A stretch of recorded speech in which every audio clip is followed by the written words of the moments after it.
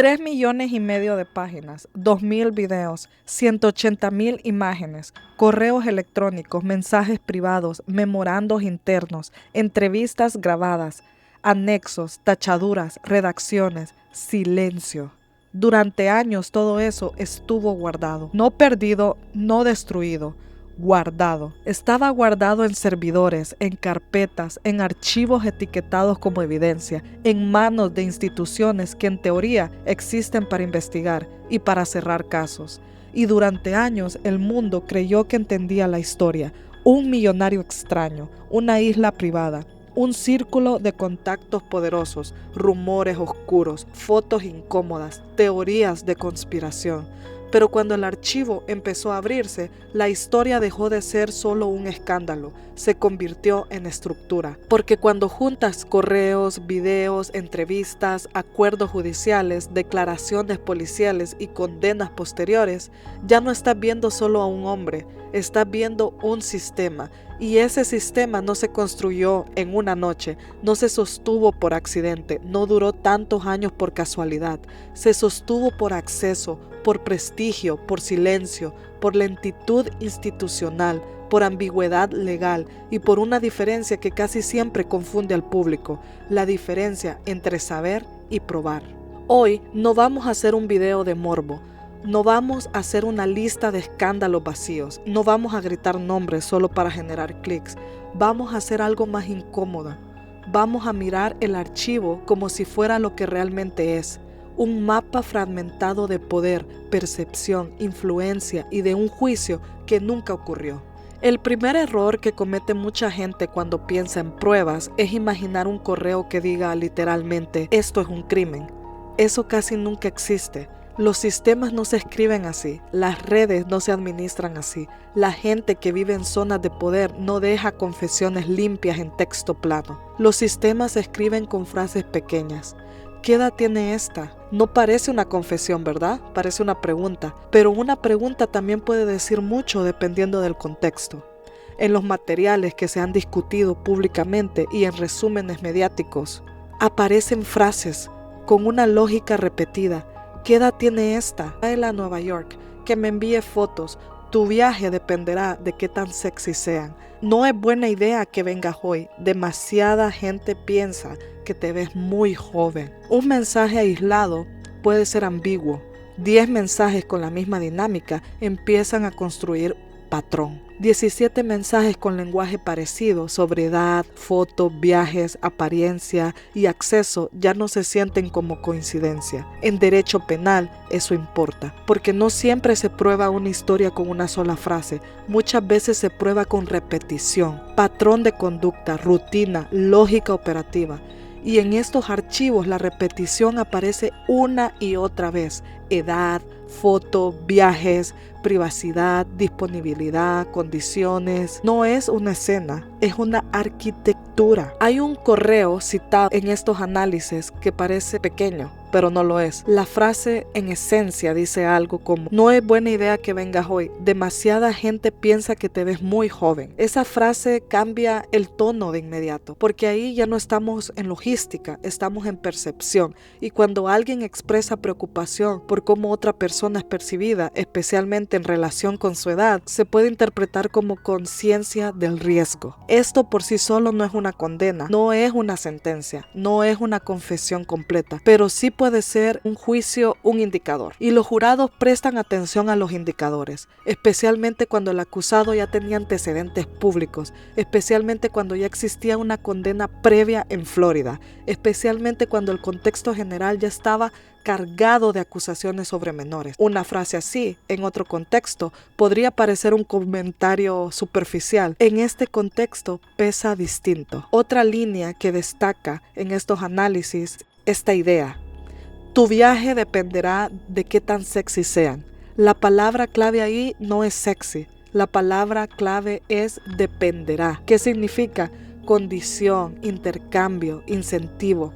En casos federales de tráfico sexual, la fiscalía suele buscar evidencia de algo muy específico.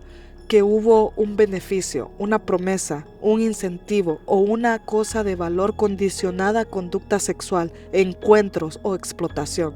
No siempre es dinero directo. A veces es transporte, a veces es hospedaje, a veces son oportunidades, a veces son viajes, a veces es acceso. Una frase así prueba por sí sola el delito, no automáticamente. ¿Podría la defensa argumentar que era broma, sarcasmo, coqueteo, exageración? Sí, pero en una sala de tribunal esa frase no se mira sola, se mira junto a todo lo demás. Y cuando una frase de intercambio aparece dentro de un patrón de edad, foto, viaje, secretismo y múltiples acusaciones, la lectura cambia. Eso es lo que el público muchas veces no ve. No se trata de una línea escandalosa, se trata de cómo esa línea encaja en una estructura. Si los correos sugieren lógica, los videos sugieren ambiente. Y en algunos análisis recientes sobre la liberación de materiales, se habla de más de 2000 videos relacionados con el universo documental del caso. Aquí hay que decir algo con cuidado. No todos los videos, según lo que describe, son explícitos. No todos muestran un delito. No todos tienen contexto suficiente. Y eso precisamente es lo inquietante. Porque muchos de esos clips, según descripciones públicas, muestran cosas aparentemente ordinarias: pasillos, oficinas, habitaciones, bailes, movimiento cotidiano, fragmentos cortos, personas en interiores privados, escenas que fuera de contexto podrían parecer triviales. Pero en una investigación criminal, el video no siempre necesita mostrar el acto para ser relevante. A veces basta con mostrar el entorno, la dinámica, la repetición de acceso, la normalización de ciertos espacios, la familiaridad, los objetos, las rutinas. Y aquí aparecen detalles que aislados podrían parecer pequeños, pero juntos generan ruido. Un peluche en una habitación, un objeto infantil en un espacio sexualizado, una prueba de paternidad sobre un escritorio, videos de baile en oficinas privadas, cámaras o ángulos que parecen demasiado precisos, material con apariencia de archivo personal, no solo casual. Nada de eso por sí solo dicta una sentencia, pero sí puede construir una atmósfera. En un juicio importa, porque muestra normalización. La normalización es una de las herramientas más peligrosas de cualquier sistema de abuso. No parece escándalo, parece rutina. Y cuando algo se convierte en rutina, deja de activar alarmas. Antes de los millones de páginas, antes de los videos, antes del gran estallido mediático global, hubo un documento, un acuerdo de no enjuiciamiento en Florida en el 2008. Y si hay algo que cambia por completo la lectura de esta historia, es entender ese acuerdo. Porque muchas personas piensan que la protección vino de la isla, del dinero, de los contactos, de las fiestas. Pero una parte central de la protección fue legal, fue procesal, fue institucional, fue papel firmado. Ese acuerdo fue criticado durante años porque, según múltiples análisis judiciales y periodísticos, limitó el alcance federal y ofreció protecciones amplias. Además, se volvió especialmente polémico por el tema de las víctimas y el cumplimiento de obligaciones legales de notificación. Esto no es teoría de Internet, esto es exactamente el tipo de detalle que separa un escándalo mediático de una estructura real de poder. Cuando un acuerdo reduce exposición, limita cargos y bajo presión procesal cambia la historia completa, cambia tiempos, cambia incentivos, cambia riesgos, cambia el mensaje de que recibe el entorno y el mensaje puede ser devastador.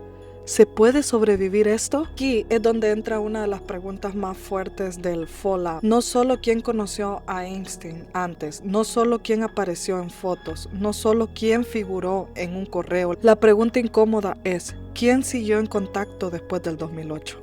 Después de la condena en Florida, después de que ya existía una marca pública, después de que el caso dejó de ser un simple rumor. Y aquí hay que ser extremadamente precisos para no caer en difamación. Mención en un correo no es culpabilidad.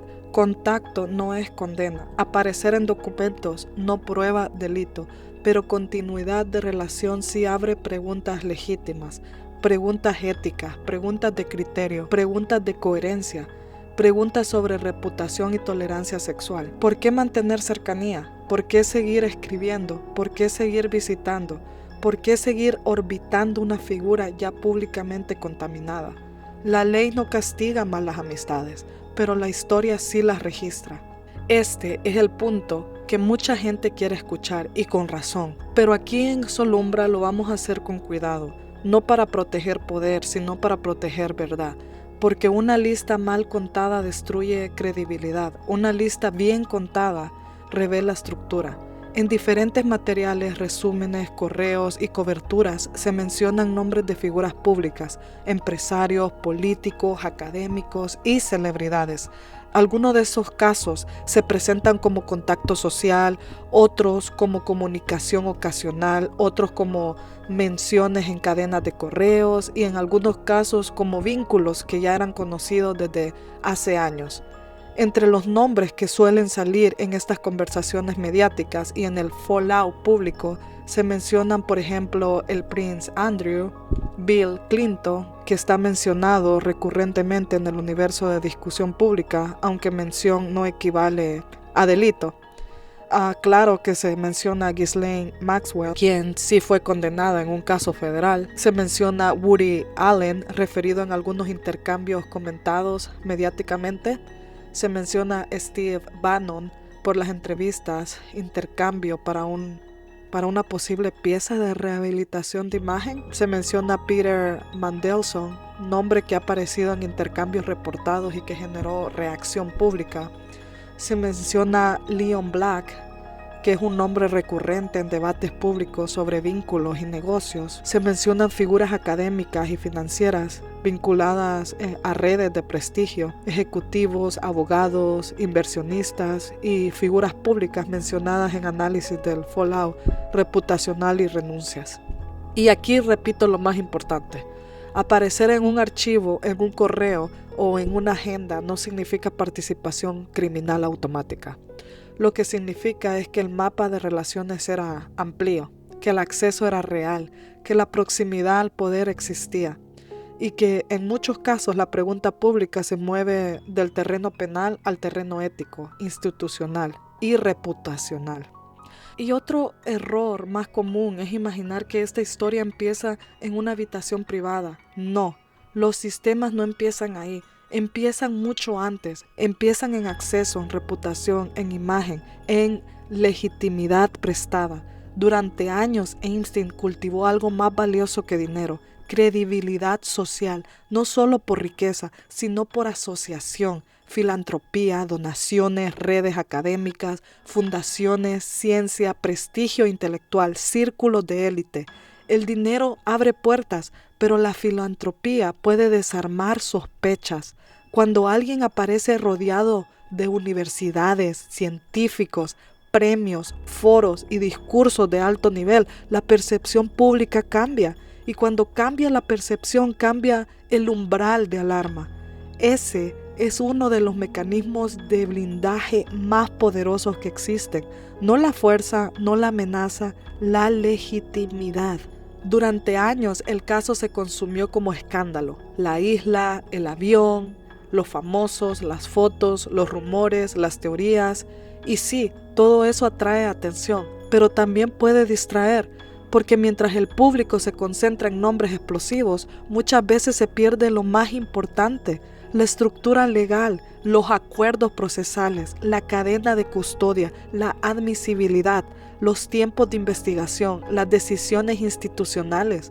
Los medios venden narrativa, los tribunales exigen prueba, y cuando un juicio no llega a ocurrir, la narrativa se come al proceso. El resultado es un vacío y el vacío produce teorías. La teoría produce confusión y la confusión muchas veces termina beneficiando a los mismos sistemas que parecían estar bajo escrutinio. En el 2019 el caso federal estaba activo. Había cargos, había una acusación formal, había una expectativa real de juicio, había una fiscalía preparando evidencia, había potenciales testigos y entonces Einstein murió en custodia. Legalmente eso cambia todo. No hubo veredicto, no hubo contrainterrogatorio final, no hubo selección de jurado con resolución, no hubo fallo sobre qué piezas entraban y cuáles quedaban afuera. No hubo una sentencia derivada de ese juicio federal. Y eso deja al público con algo muy difícil de procesar. Muchos documentos, pero ningún cierre judicial definitivo sobre ese proceso. Un archivo no condena, pero tampoco absuelve, solo revela fragmentos, y los fragmentos sin tribunal pesan distinto. Aquí es donde la historia sí tiene un punto judicial claro. Ghislaine Maxwell. En los materiales y narrativas públicas aparecen fragmentos de declaraciones, deposiciones y respuestas evasivas, donde se discuten preguntas sobre menores, reclutamiento y presencia de adolescentes en propiedades vinculadas a Einstein. En esas piezas, muchas respuestas se sienten defensivas, técnicas, fragmentadas o cuidadosamente formuladas, pero más allá de cómo suenen esas declaraciones hay un hecho central. Maxwell fue condenada por un jurado federal por tráfico sexual, y eso importa muchísimo, porque no valida cada rumor, no valida cada teoría de internet, no valida cada nombre mencionado en redes, pero sí valida algo fundamental, que hubo una estructura de reclutamiento coordinado. Eso cambia la conversación. Ya no estamos hablando solo de leyendas oscuras alrededor de un millonario. Estamos hablando de una estructura que un jurado sí reconoció como criminal. Otra parte que reaparece en materiales y recuentos son entrevistas a presuntas víctimas, especialmente relatos donde se describe una dinámica repetida. Necesidad económica, promesas de dinero, solo un masaje, falta de información completa, escalada, incomodidad, pago, intento de repetir contacto. Eso es importante porque encaja con una palabra clave que aparece una y otra vez en este caso: patrón.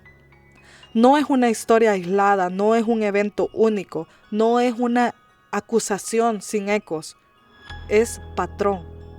Y cuando múltiples testimonios describen secuencias similares y aunque haya variaciones, los investigadores y los fiscales buscan precisamente eso: consistencia estructural, no perfección, no relatos idénticos, consistencia. Y ahora regresamos a los nombres, porque otra cosa que la audiencia quiere entender es si tantos nombres aparecieron, ¿por qué algunos cayeron y otros no? La respuesta corta es porque no todos los fallout son iguales. Hay por lo menos 4 niveles de consecuencias públicas. Mención sin consecuencia inmediata. Daño reputacional, presión mediática. Renuncia o salida corporativa, que es política. Y la investigación formal, proceso legal. Y una persona puede pasar por uno o varios de esos niveles sin llegar jamás a una condena penal. Eso no significa automáticamente inocencia o culpabilidad. Significa que el sistema legal y el sistema reputacional operan con reglas distintas. Por eso ves casos donde la presión pública destruye carreras, aunque no existan cargos. Y también ves casos donde el ruido público es enorme, pero jurídicamente no pasa nada. Ese desajuste entre percepción y proceso es parte del ADN de esa historia. Este caso no solo cambió percepciones sobre una persona, cambió percepciones sobre una cultura. La cultura de prestigio, la cultura de la filantropía como blindaje, la cultura de las redes académicas y financieras como legitimación mutua, la cultura de la duda selectiva, la cultura de no preguntas demasiado si la persona tiene acceso. Durante mucho tiempo, una parte de la narrativa pública asumió que éxito financiero y conexiones de élite eran sinónimo de credibilidad moral. Esta historia fracturó esa idea. Prestigio no es prueba de ética. Acceso no es prueba de inocencia. Filantropía no borra estructuras. Y poder social no reemplaza el proceso judicial. Ese es uno de los impactos más profundos de todo esto, no solo judicial, cultural. Cuando un caso termina sin juicio, no termina del todo, se congela. queda suspendido en una especie de limbo histórico, sin veredicto completo sobre ese proceso, sin cierre emocional para el público, sin una resolución que pueda organizar la memoria colectiva. Y cuando no hay resolución, la gente llena el espacio con preguntas, con sospechas, con teorías, con rabia, con desconfianza. Eso no significa que toda teoría sea verdad, pero sí significa que el vacío institucional tiene consecuencias culturales reales. La ausencia de cierre no produce paz, produce fragmentación. Hay una verdad incómoda que atraviesa muchísimos casos de alto perfil. Cuando hay poder, la justicia se mueve distinto, no siempre ilegalmente, no siempre corruptamente, pero distinto, más lenta, más cautelosa, más estratégica, más consciente del impacto político y reputacional. Cada paso pesa más, cada decisión se mide, cada movimiento tiene consecuencias externas y mientras eso ocurre, el tiempo pasa y el tiempo en muchos casos protege, aunque nadie lo diga así, aunque nadie lo planee así, aunque nadie firme un documento que lo admita. El retraso también cambia resultados. Es muy fácil perderse en detalles escandalosos, un correo grotesco, una frase extraña, una referencia sexual, un nombre famoso, una teoría viral. La estructura muestra repetición, coordinación, incentivos, normalización, protección procesal, prestigio como blindaje, demoras institucionales y una brecha brutal entre escándalo público y prueba judicial admisible. Cuando juntas todo eso, lo que ves no es caos, ves diseño. No necesariamente un diseño perfecto, no necesariamente una conspiración total, pero sí una arquitectura funcional que pudo sostener durante años. Imagina por un momento el juicio que nunca vimos. Un tribunal federal, pantallas encendidas, la fiscalía presentando cadenas de correos, videos seleccionados para mostrar patrón y contexto, testigos declarando, peritos discutiendo autenticidad y metadatos, la defensa atacando credibilidad, contextos, intención, interpretación, objeciones, admisibilidad, jurado tomando notas. Ese proceso habría filtrado la narrativa con reglas, reglas probatorias, reglas de confrontación, reglas de procedimiento, reglas que el Internet no tiene, pero ese juicio no ocurrió y por eso hoy tenemos algo extraño, un volumen gigantesco de materiales sin estructura final que solo un tribunal puede imponer. Por eso, esta historia sigue abierta en la mente pública, aunque legalmente muchas piezas ya tengan límites claros. Con el tiempo, los titulares cambian. Los nombres dejan de ser tendencia. Las redes se mueven al siguiente escándalo. La indignación queda rota, pero el archivo permanece. Y el archivo hace algo que los titulares no pueden hacer. Repite. Repite patrones, repite ambientes, repite lógicas, repite relaciones, repite silencio. Aquí hay correos que susurran patrón, videos que muestran ambiente, acuerdos que revelan protección, entrevistas que muestran control narrativo, nombres que exponen proximidad al poder y una condena, la de Maxwell, que confirma que la estructura no era imaginaria. Y también hay algo más, un vacío, el vacío del juicio que nunca ocurrió, el vacío que dejaron la muerte en custodia y el proceso interrumpido, el vacío que los medios llenan con narrativa, el vacío que el público llena con sospecha, el vacío que las instituciones rara vez saben explicar. Por eso, esta historia sigue viva, no porque el Internet quiera morbo, sino porque el archivo dejó algo peor que un cierre incompleto, dejó una sensación de sistema, un sistema donde el poder compra tiempo, la reputación baja alarmas, la filantropía presta legitimidad, la proximidad complica preguntas y la justicia, cuando por fin se acerca, a veces llega tarde. Y aún así, los documentos quedan, los correos quedan, los videos quedan, las declaraciones quedan, los nombres quedan, las contradicciones quedan. El juicio no ocurrió, no hubo veredicto, no hubo sentencia final. Pero el archivo quedó y el archivo repite patrones, repite acceso, repite silencio, y cuando algo se repite lo suficiente, deja de parecer accidente. Yo soy Solumbra y aquí no seguimos el escándalo, seguimos la estructura, porque aquí la luz alcanza lo que otros no quieren ver. Nos vemos hasta el otro video.